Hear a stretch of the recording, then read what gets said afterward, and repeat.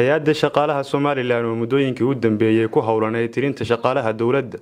ayaa maanta si rasmi ah uga bilowday magaalada Laascaanood ee xarunta gobolka Sool.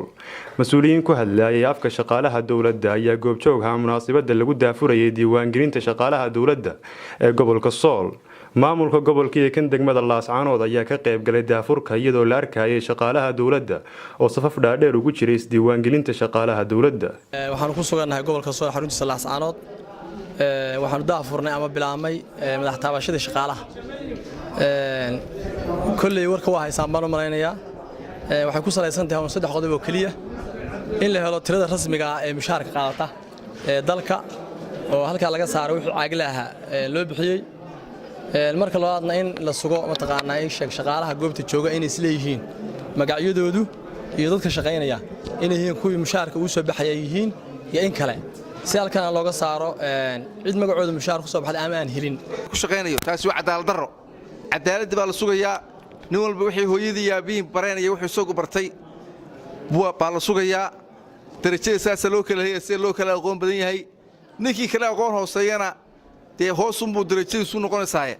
maxadka tababarka waxba la barayaa si aqoontiisu sara ay u soo kacdo waxaan maanta ka furnay shaqadii hay'adda shaqaalaha ee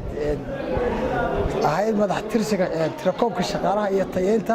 anagoo ka soo shaqeynay gobolada Soomaaliland maanta waxaan noo harsanaa gobolka Sool iyo gobolka Sanaag labada ayay maanta soo bilaabantay anagu waxaan nahay qaybtii gobolka Sool ka bilaabaysay hawsha arintaas aan ka bilownay gobolka Sool oo ka daafurnay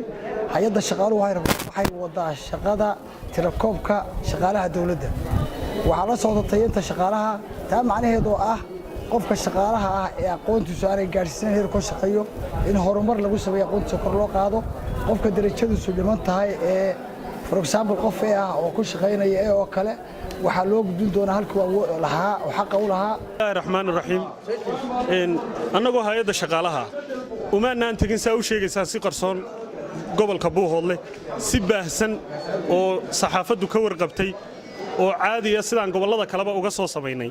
ayaanu Buuhoodlana uga soo sameynay waanu soo tirakoobnay shaqaalihii joogay habeen dhan baan u hoyanay wax qarsoon ma yahayn saxaafadoo dhami goobjoog bay ka ahayd shaqaalihii halka joogayna sidii ay ahayd baan u soo tirakoobnay waxay dadka reer Buuhoodle noo soo dhaweeyeen si caqiibo leh si fiicanna waanu ugu soo shaqeynay Xamse Raadeeye Universal TV